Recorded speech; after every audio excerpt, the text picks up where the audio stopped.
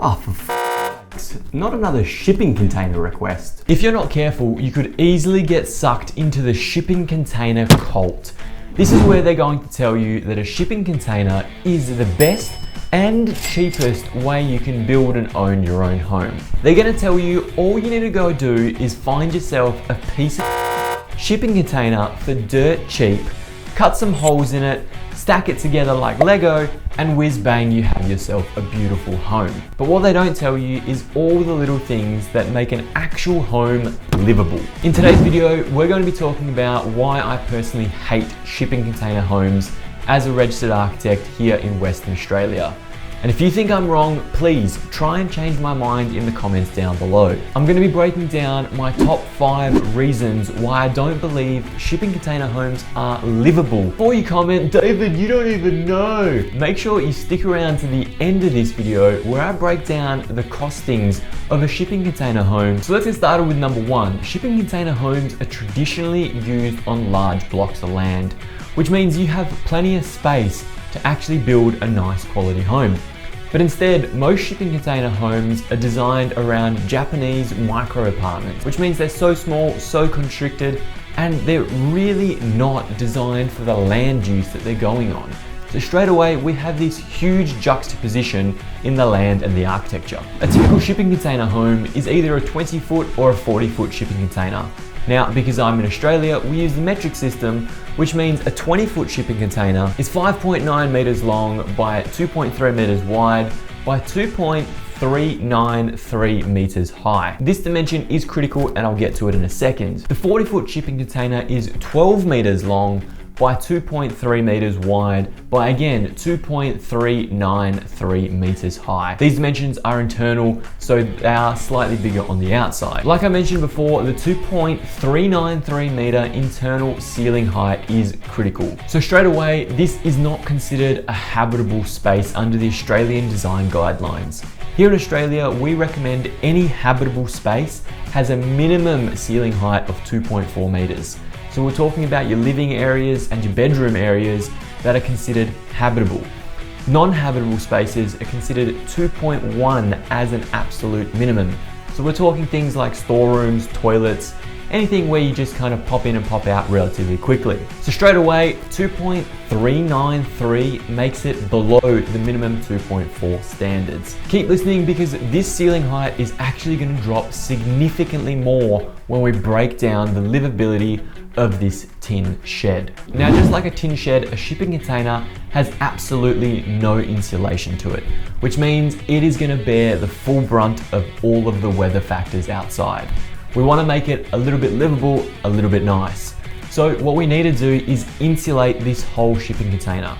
If we start with the ceiling again, we're going to be talking about some serious ceiling insulation, which is probably going to be about 210 millimeters deep before we get anything actually working. So straight away, we've lost another 210 millimeters. And then if we want to run any services like our electrical and our mechanical, we really want to stay clear of this insulation as well, which means we want another 300 odd millimeters of nice free-flowing space to be able to actually get our services through, especially if we're thinking about ducting. So now we've just lost another 510 millimeters off our already tiny ceiling space. So from 2.393, we've dropped significantly. Including our suspended ceiling and all of our services, our ceiling level is now 1.893 meters clear. This is before we put a floor in, which is obviously critical. So let's say we want a nice timber laminated floor, maybe we want some tiles, I don't know. We can go anywhere from 20 to 50 millimeters, which means all of a sudden now we're at 1.85 meters. If I stand up inside this shipping container, my hair is gonna clip the top of that shipping container walking around anywhere. I don't know about you guys, but that doesn't feel livable to me in any way, shape or form. Now, the height is a serious problem straight away. I wouldn't like to live in something this claustrophobic. But now we can talk about the actual width of this shipping container. 2.3 meters wide is a very small, narrow room. Yes, it's very long, so that kind of compensates for it. But again, we have no insulation in our walls. So if we go very bare bones minimal in our wall systems, we need at least 90 millimeters of actual insulation plus another 10 millimeters of plasterboard. So we've lost 100 millimeters on both sides of our wall. Now, our internal width has gone from 2.3 to 2.1.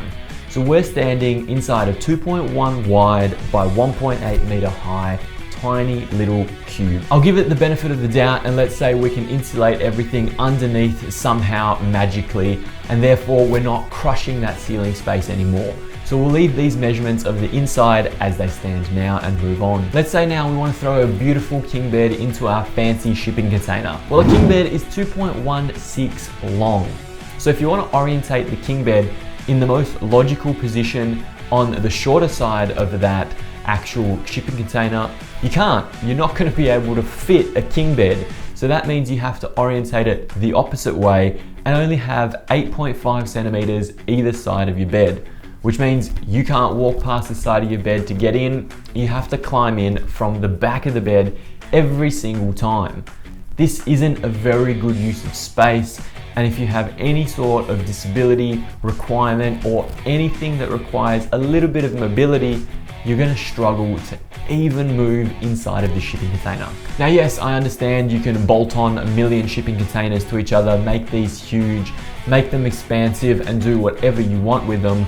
But at the same time, the logic is the same regardless of how you do it. On today's video, we're literally just talking about the one single shipping container unit rather than bolting on a series of them to make something a little bit more grand and luxurious. Inside this one shipping container unit, you're gonna need a kitchen and you're gonna need some sort of bench. Typical bench, 600 mil, 900 for the island. We don't have that much room. So let's say we're gonna back two benches together on either side of the wall. We lose 1.2 meters. We lose another 100 mil for the handles on both sides. So all of a sudden, we only have 800 millimeters or 80 centimeters to walk down the middle between our two island benches. Again, we're on this large, beautiful property with a tiny micro apartment design in a shipping container. It just doesn't make logical sense. In a kitchen, you want a nice, clean space, some reasonable distance between you so you can actually walk from bench to bench, move pots and pans around. In this shipping container, you can't do that. It is very tight and claustrophobic at the moment. But I guess what's more important is people buy a shipping container to think it is gonna save them lots and lots of money. Now, this is where it gets a bit technical, so stay with me. I'm gonna try and break this down as easy as I can. The cheapest, easiest home you can build here in Western Australia costs you about $980 per square meter finished. That means absolutely everything is done for you except maybe carpets and curtains. So you have everything walk in ready to go. Now, because we live in a crazy world, all of these prices are immediately outdated. So take them with a grain of salt. They're most likely no longer relevant by the time you watch this video. If we take our shipping container 40 foot, it is approximately 27.6 square meters, which means we could go and build a similar house for $27,000. That number is critical and it's something that we're going to be referencing to at the end of this video. When we go out and buy a standard 40-foot shipping container, we can buy them anywhere from $5,000 to $8,000 on Facebook Marketplace. So you can pick up a good quality shipping container for $8K. Straight away, this sounds phenomenal. We are saving so much money. But remember, you have a tin shed that has absolutely nothing in it. So let's break down the bare bone minimums of what you need to pay for before you can actually use anything inside this space. So if we break down all of our ceilings and our walls and our insulation, plasterboard and painting, we're gonna actually spend quite a bit of money. It's gonna cost us $440 for our ceiling insulation, almost $1,100 for our wall insulation, $2,200 for our suspended ceiling and plasterboard, another $2,300 for our wall plasterboard, $1,000 for our painting. Our timber laminated floor is going to be another $1,100, and our tiles for maybe the small bathroom that we have is another $560. All of these prices I have brought in from the Rollinson's Construction Guide, which is a quantity surveyor's database of up-to-date pricing. Again, in this world, this changes continuously, but these prices are relatively accurate for what we can actually assume to be paying for the bare bone minimums finished and installed. Now we also obviously need some windows, some doors, power points, some light switches, and some actual lights. That's going to cost us a little bit more money too. So let's assume we have 20% of our wall area as glazing, which is quite conservative. That's going to cost us $4,100. A couple doors, 1 internal, 3 external, is going to cost us $300 and $500 respectively. So $835.50 exactly for those doors. Let's assume 10 GPOs at $100 each, there's $1,000. 5 light switches and lights, we're talking about $650. And then we want to break down some of our actual plumbing requirements, our toilets, our kitchen sinks, our troughs. We're spending another $700 for the vanity, $285 for the toilet, almost $2,000 for our shower, $1,100 for our kitchen sink, and $1,300 for our trough. Now, these prices are just understanding the bare costs. I haven't included anything like cabinetry or handles, so we're not even finished with our internal fit out of our shipping container. So already we've spent a grand total of $28,528. This shipping container home is nowhere near finished, and yet we've spent more than it would cost you to build the cheapest home you can actually build. So why on earth are we going ahead and wasting all our money and time in shipping container homes when we can actually build something that is high quality, to the standards, a livable place for significantly less? Anyway, that's all from me. My name's David Tomic. If you enjoyed this video, make sure you check out the rest of my videos in the playlist to the side of me. If you loved this video, make sure you smash that subscribe button down below. And like always, I'll see you next Monday.